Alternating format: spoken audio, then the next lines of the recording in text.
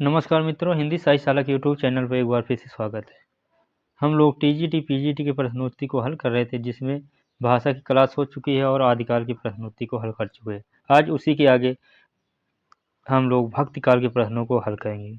तो आज भक्तिकाल के प्रश्नों को हल करना है, तो आइए शुरू करते हैं। आज का पहला प्रश्न यानी 90 नंबर का प्रश्न क्या है कि 16वीं 17वीं शताब्दी के युग को हिंदी काव्य का स्वर्ण युग मानना किस इतिहास लेखक की महत्वपूर्ण उपलब्धि मानी जाती है। तो इसे जॉर्ज गियर्सन ने भक्तिकाल को स्वर्ण युग कहा है।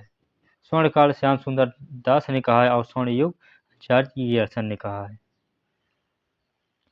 अगला प्रश्न है कि आचार्य रामचंद्र शुक्ल के अनुसार भक्तिकाल का सीमांकन कहाँ से कहाँ तक है। तो आचार्य रामचंद्र शुक्ल के अनुसार भक्तिकाल का सीमांकन 19 यानी इसका 1318 से 1643 ईस्वी या ईस्वी सन में है, और इन्होंने भक्तिकाल के समय 1375 से 1700 ईस्वी तक माना है, या विक्रमी संवत में। किसे है? विक्रमी संवत में। तो ईस्वी सन में 1318 से 1643 और विक्रमी संवत में 1375 से 1700 ईस्वी। तो ये रहा भक्तिकाल के आचार्य रामचंद्र शुक्ल के अनुसार। 92 नंबर प्रश्न है कि शंकराचार्य ने सामाजिक एकीकरण के लिए किस दार्शनिक आध्यात्मिक एक का निरूपण किया था। तो यह इसका राइट आंसर होगा अद्वैत वेदांत। क्या होगा राइट आंसर? अद्वैत वेदांत यानी अद्वैतवाद। 93 नंबर प्रश्न है कि रामानंद किस भक्ति का धारा के अंतर्गत आज प्रमुख कवि माने जाते हैं। तो रामानंद जी राम भक्ति का धारा यानी 93 नंबर का राइट आंसर होगा निर्गुण भक्ति काव्य धारा, यानी रामानंद निर्गुण भक्ति काव्य धारा के अंतर्गत आते हैं। रामानुजाचार्य राम भक्ति काव्य धारा के अंतर्गत आते हैं। तो इसका राइट आंसर होगा बी।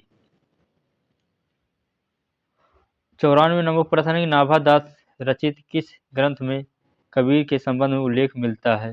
तो नाभादास के द्वारा रचित भक्तमाल में कबीर से संबंधित उल्लेख मिलता है। 95 नंबर प्रश्न है कि अब कैसे छूटे राम नाम रस लागी, प्रभु जी तुम चंदन हम पानी, जागी अंग अंग बास समानी। ये पंक्ति किस संत कवि की है। तो 95 नंबर का राइट आंसर होगा सी यानी रैदास जी की है। 96 नंबर प्रश्न है कि भक्ति काल के अंतर्गत प्रेम पीर का प्रचारक कवि किसे माना जाता है। तो प्रेम का पीर किस कवि को कहा जाता है। तो जायसी जी को कहा जाता है। इनकी रचनाएं पद्मावत, अखरावट, आखिरी कलाम इस तरह के प्रेम के पीर की रचनाएं हैं। 97 नंबर प्रश्न है कि किस आचार्य की गणना वैष्णव भक्ति के प्रतिष्ठापक आचार्यों में नहीं की जाती। क्या नहीं की जाती। तो वैष्णव भक्ति के प्रतिष्ठा में किस आचार्य का गणना नहीं की जाती। तो 97 नंबर का राइट आंसर होगा वी यानी हरिदास निरंजनी। 98 नंबर प्रश्न है कि भक्ति का कौन सा रूप पहले दक्षिण के अलवार संतों की वाणी के माध्यम से प्रस्फुटित हुआ। तो 98 नंबर का राइट आंसर होगा राम भक्ति काव्य धारा। यह दक्षिण के अलवार संतों द्वारा आया था। 99 नंबर प्रश्न है कि किस संस्कृत काव्य में पहले कृष्ण लीलाओं का उल्लेख मिलता है। तो कृष्ण लीलाओं का उल्लेख संस्कृत काव्य में ब्रह्मचरित में मिलता है। तो राइट आंसर इसका होगा आ। अगला प्रश्न है 100 नंबर का कि मासी कागज छुयो नहीं, कलम गयो नहीं हाथ। यह पंक्ति किस भक्ति कवि को लक्ष्य करके कही गई थी। तो यह इसका राइट आंसर होगा बी यानी कबीरदास को। 101 नंबर प्रश्न है कि पद्मावत के लेखक कौन। तो पद्मावत किसकी रचना है। तो जायसी की है।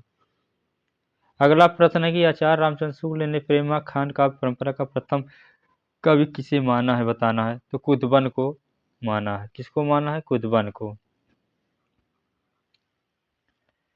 अगला प्रश्न है कि अष्टछाप की स्थापना कब हुई। तो अष्टछाप की स्थापना 1565 ईस्वी में की गई थी, जिसमें 8 महत्वपूर्ण संत किस कवि को रखा गया था। अगला प्रश्न है, सूरदास की भक्ति पद्धति का मेरुदंड कौन सा सी कवि है? तो इसका राइट आंसर होगा डी यानी पुष्टिमार्गी भक्ति काव्यधारा। 105 नंबर प्रश्न है कि अजगर करे न चाकरी, पंछी करे न काम, दास मलुका कह गए सबके दाता राम। तो यह किसकी रचना है? तो यह दास मलुका यानी मलुक दास की पंक्ति है। राइट आंसर सी होगा। अगला प्रश्न है, कबीर किसके शिष्य थे? बताना है। तो कबीर किसके शिष्य थे? तो ये रामानंद जी के शिष्य थे। राइट आंसर बी होगा। अगला प्रश्न, चंदान किस लेखक की रचना है? तो यह रचना मुल्ला दाऊद जी की है। राइट आंसर सी होगा।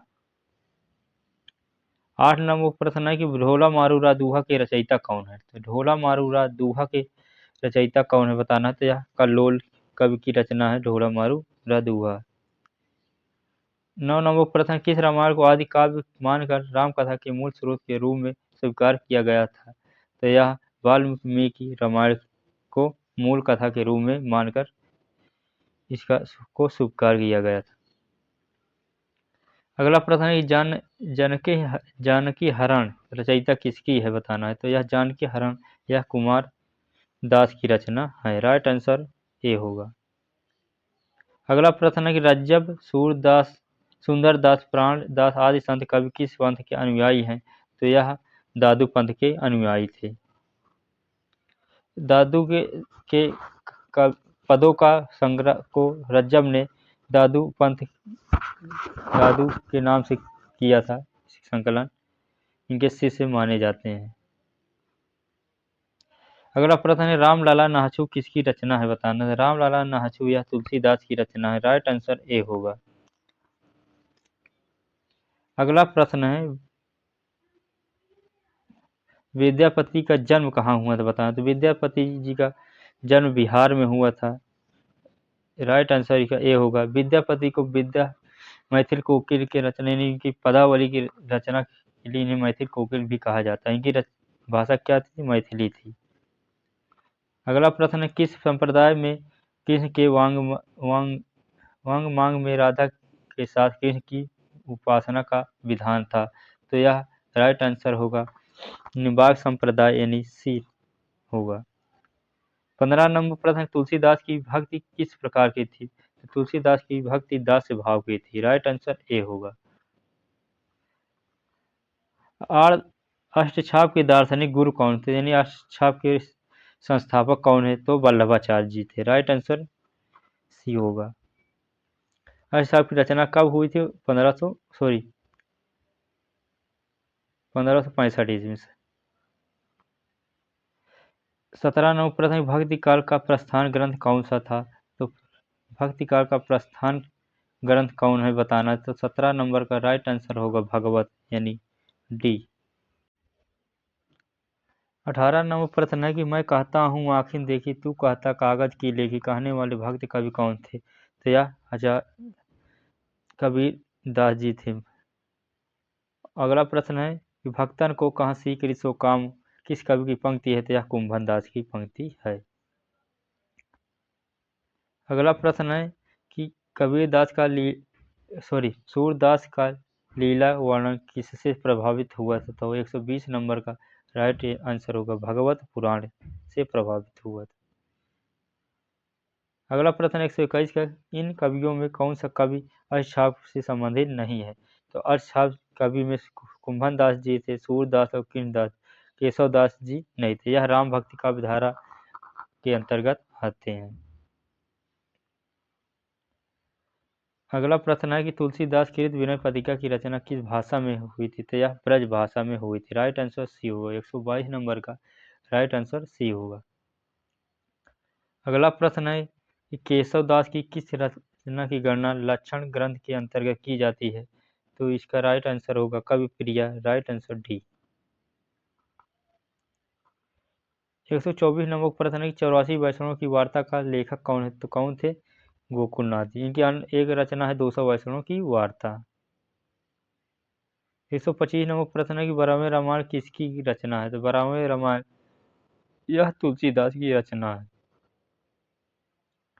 अगला प्रश्न है, कृष्ण की सरस क्रीड़ाओं का वर्णन करने वाला प्रख्यात ग्रंथ कौन सा है? तो यह गीत गोविंद है।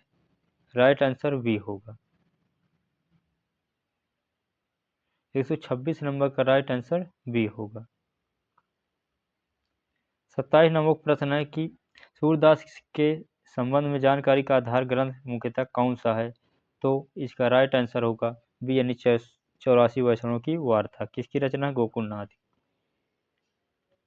28 नंबर प्रश्न है कि नामदेव का संबंध किस प्रवृत्ति से थे? तो यह निर्गुण वाद से था। राइट आंसर सी होगा। 29 नंबर प्रश्न है कि परहित सरिस धर्म नहीं भाई पंक्ति किस रचनाकार की है? तो 129 नंबर का राइट आंसर हो यह तुलसीदास की पंक्ति है। 30 नंबर प्रश्न है कि किस काव्य धारा के अंतर्गत मूर्त पूजा और अवतारवाद का विरोध किया गया? तो यह संत कवियों द्वारा किया गया था। राइट आंसर डी होगा। 30 नंबर का राइट आंसर डी होगा।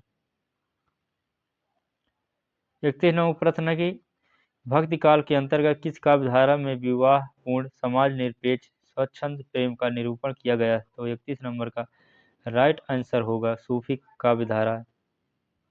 राइट आंसर बी होगा।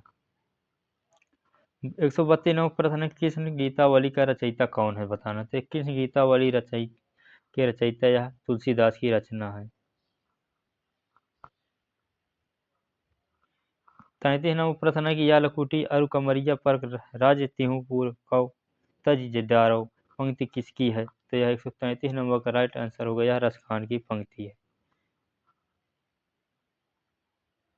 34 नंबर प्रश्न है कि मलिक मोहम्मद जायसी की रचना पद्मावत किस भाषा में है? बताना है। तो यह अवधी भाषा में है। राइट आंसर सी होगा। अगला प्रश्न है, मीराबाई की भक्ति किस भाव की थी? तो मीराबाई की भक्ति किस भाव की थी? बताना। तो यह मधुर भाव की थी। राइट आंसर बी होगा। 10 भाव से तुलसीदास की थी। 36 नंबर प्रश्न, जाके प्रेरणा राम वैदेही पंक्ति तुलसीदास की किस रचना से उद्गृत है? तो 136 नंबर का राइट आंसर होगा विनय पत्रिका यानी सी से। 37 नंबर प्रश्न, इनमें से किस कवि को ब्रज कोकिल कहा जाता है? तो ब्रज कोकिल किसे कहा जाता है इसकी बताना है। तो यह सत्यनारायण कवि रत्न को माना जाता है। अगला प्रश्न है कि संत साहित्य में सबसे अधिक पंडित कवि कौन थे? तो 38 नंबर का राइट आंसर होगा डी, यानी दादू दयाल। यह संत साहित्य में सबसे अधिक पंडित कवि माने जाते हैं। अगला प्रश्न है कि दुल्हन गाँव में मंगलाचरण पद किसके द्वारा रचित है? तो यह किसके द्वारा है? तो यह कबीरदास द्वारा है। राइट आंसर बी होगा। अगला प्रश्न है, रामचरितमानस में कितने कांड है? कितने कांड है? इसमें 7 कांड हैं। कौन कौन है? बाल कांड, अयोध्या कांड, आनंद कांड, किष्किंधा कांड, सुंदर कांड, इस तरह 7 कांड हैं।